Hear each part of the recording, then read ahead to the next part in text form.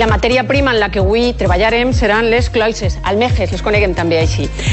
Es tracta d'un mol·lusc que té molt poquetes calories. 100 grams tenen només 47 quilocalories. Molt poquet greixos, 0,5 grams per cada 100 grams de producte. I atenció, ric en minerals. Ahir parlàvem de les anèmies, molta riquesa en ferro, però també en altres com el magnesi o el fòsfor, fantàstics per als músculs, per al cor i per al cervell. Com sempre, Juan, te ho fique fàcil, tens que millorar-ho.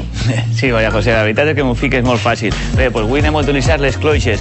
De quina manera? Doncs mireu, anem a, primer que res, agafar uns alles tendres i anem a trossejar-los primets. Anem a fer un sofregit molt rapidet, però molt sabrós. Mireu, trossejarem els alles tendres, anem a col·locar-los a la paella que ja tenim calenta, un poquet de sal i un bon rai d'oli d'oliva. I a continuació també anem a utilitzar un altre producte que és fundamental a la cuina, la ceba. La ceba també anem a ficar-li un parell de culleradetes, o 3 en este cas, i anem a saltejar-la un poquet.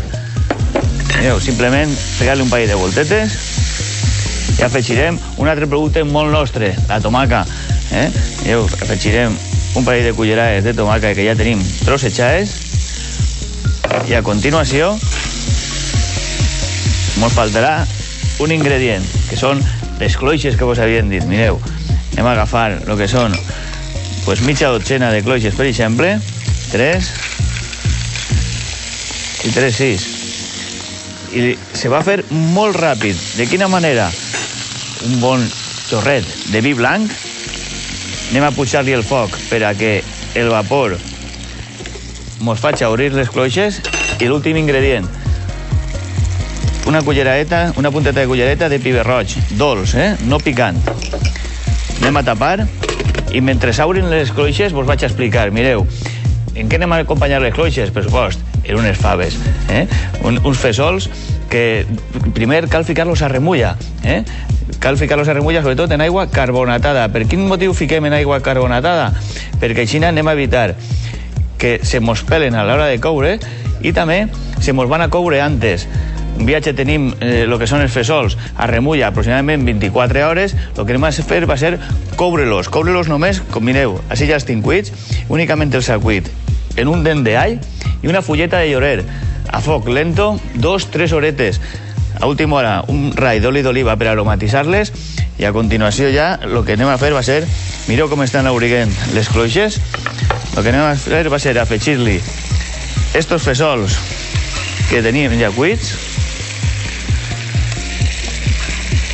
i acabar el que és la cocció de les cloixes en res, uns segonets.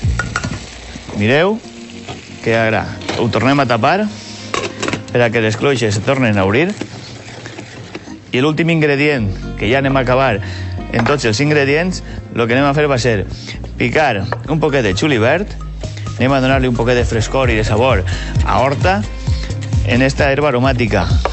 Ho piquem i seria l'últim ingredient. Ho afegim a la paella i ja pràcticament el que és el pla d'avui està realment acabat. Mireu quin color, l'aroma que me puja és realment espectacular i molt ràpid. I a continuació l'únic que ens quedaria ja seria emplatar, el que és l'emplatat. Com sempre, a l'hora d'emplatar cal tindre un poquet de gust, perquè l'atractiu de lo que és el plat té que entrar per la vista i aleshores ja tenim el plat acabat. Mireu les cloixes com s'han obert, que estan jugosetes, i en això seria més que suficient. I com tots els dimecres, agafeu paper i boli i apunteu-se a la recepta. Fesols amb cloixes. Ingredients. Per als fesols, 500 grams de fesols blancs, una tomaca, una fulla de llorer, un all i pebre roig dolç. Per a les cloixes, 500 grams de cloixes, mitja ceba, 4 alls tendres de xàtiva, 100 centilitres de vi blanc, julivert, oli d'oliva i sal.